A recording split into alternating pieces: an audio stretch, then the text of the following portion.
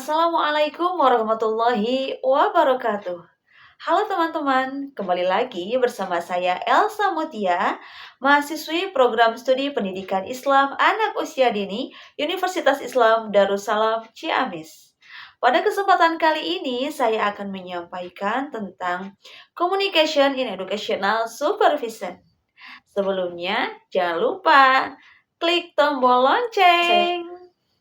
Baik, sebelum mengupas tuntas materi yang akan saya sampaikan, sebelumnya saya punya quotes, yaitu, sesungguhnya Allah tidak akan mengubah suatu kaum hingga mereka mengubah diri mereka sendiri. Quran Surah Ar-Ra'd ayat 11. Bersama-sama.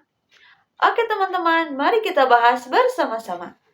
Nah, apa sih yang dimaksud dengan supervisi pendidikan? Supervisi pendidikan merupakan upaya sistematis untuk membantu guru dan tenaga kependidikan dalam meningkatkan kualitas proses pembelajaran. Nah, salah satu faktor kunci dalam keberhasilan supervisi adalah communication.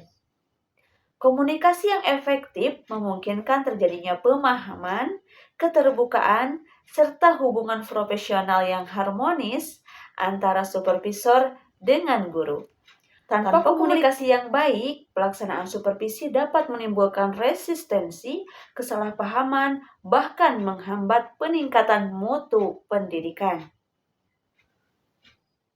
Maka dari itu, komunikasi dalam supervisi pendidikan adalah proses pertukaran pesan antara supervisor dan guru yang bertujuan untuk memberikan bimbingan, umpan balik, serta dukungan dalam upaya meningkatkan kompetensi profesional guru.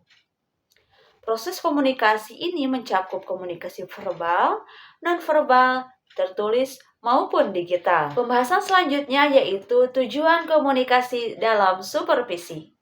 Yang pertama, membangun hubungan kerja yang harmonis antara supervisor dan guru. Yang kedua, menyampaikan informasi terkait standar, prosedur, dan kebijakan pendidikan. Poin yang ketiga, yaitu memberikan umpan balik yang konstruktif terhadap praktik pembelajaran.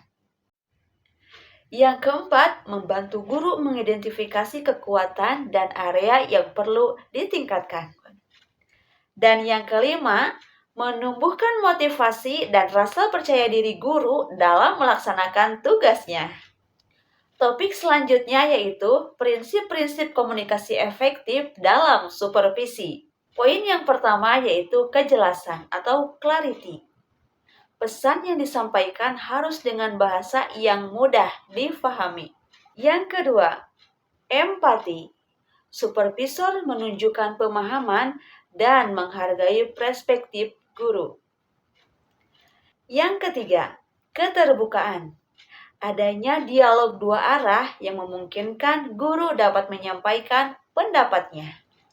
Dan yang keempat, konsisten. Tentunya informasi yang disampaikan tidak bertentangan dengan kebijakan atau arahan sebelumnya. Dan yang kelima adalah keadilan. Komunikasi dilakukan tanpa diskriminasi dan harus berdasarkan dengan data objektif. Topik selanjutnya yaitu bentuk-bentuk komunikasi dalam supervisi pendidikan. Baik, mari kita kupas dengan tuntas. Poin yang pertama yaitu komunikasi secara lisan. Komunikasi secara lisan dapat dilakukan dengan percakapan langsung, diskusi, konferensi supervisi, dan bimbingan tatap muka. Poin yang kedua yaitu komunikasi tertulis.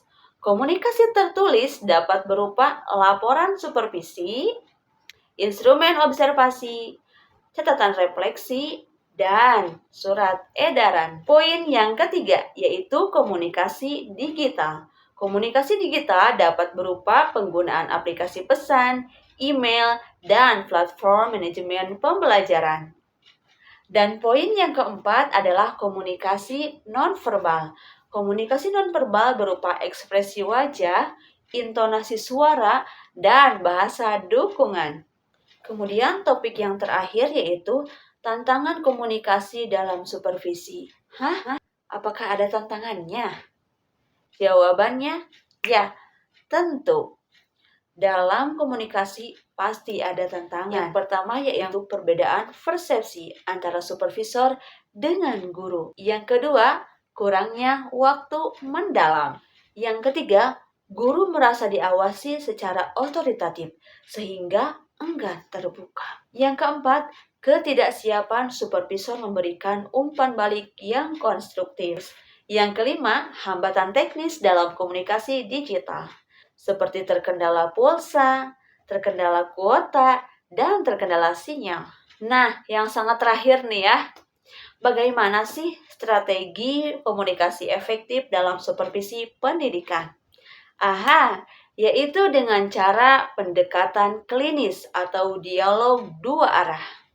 Kemudian melakukan pertemuan pra-observasi, waktu observasi, dan pasca observasi secara terstruktur. Dan setelah itu, upayakan untuk mengembangkan sekolah yang komunikatif dan kolaboratif. Dan tidak lupa meningkatkan kompetensi supervisor dalam komunikasi interpersonal atau coaching.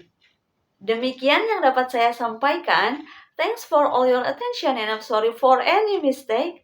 Bye-bye. See you at the gates of success. Amin. Wassalamualaikum warahmatullahi wabarakatuh.